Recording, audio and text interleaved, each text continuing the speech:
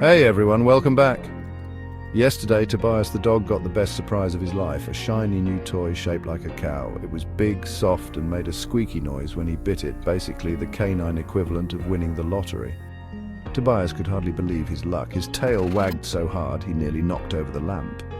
He grabbed the toy in his mouth and trotted proudly into the living room, where his brother, Cosmo the cat, was lounging on the couch, pretending to be too cool for any excitement. "Cosmo! Cosmo!"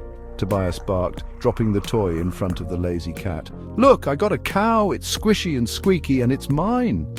Cosmo, who was in the middle of a very important nap, opened one eye lazily and blinked at the cow toy. "It looks like a cow," he said in his usual indifferent tone.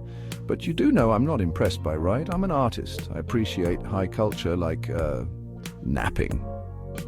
Tobias wasn't deterred. "But Cosmo, it's," he said, his eyes practically sparkling with excitement. "Want to play with it?" Cosmo flicked his tail in a dismissive gesture. "I don't play with things."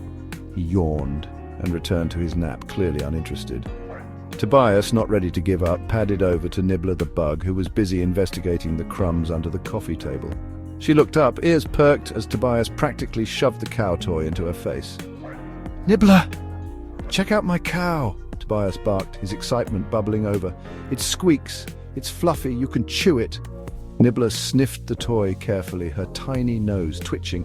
Then, in a move that would have made anyone proud, she snatched the cow and took off running. Tobias gasped. "Hey, that's mine!" Nibbler dashed around the living room, the cow squeaking with every twist and turn. Tobias immediately gave chase. Around the couches they went, Tobias leaping in the air, trying to grab his beloved cow back. Cosmo, still lounging, sighed heavily. "Honestly, I don't get you guys. I prefer the peace of a good nap, thank you," he muttered. Meanwhile, Nibbler darted under the coffee table, the cow toy still firmly in her jaws. Tobias skidded to a stop just in time to avoid crashing into the table leg. He stared at her, his tail wagging faster than ever. "I guess I'm going to have to outsmart her," he thought to himself. Aha! Tobias had an idea. He grabbed a nearby sock, waved it in the air, and then tossed it to the other side of the room. Instantly, Nibbler's attention shifted and she zoomed after the sock, forgetting about the cow entirely. Tobias quickly snatched up the cow and placed it on his favorite spot on the couch. He then sat down next to it, proud of his cleverness, waiting for the chaos to die down. Nibbler returned with the sock in her mouth, only to see Tobias happily playing with the cow again. She pouted for a moment, but then decided to curl up beside him. "Fine," she said, "but next time I'm getting the cow first."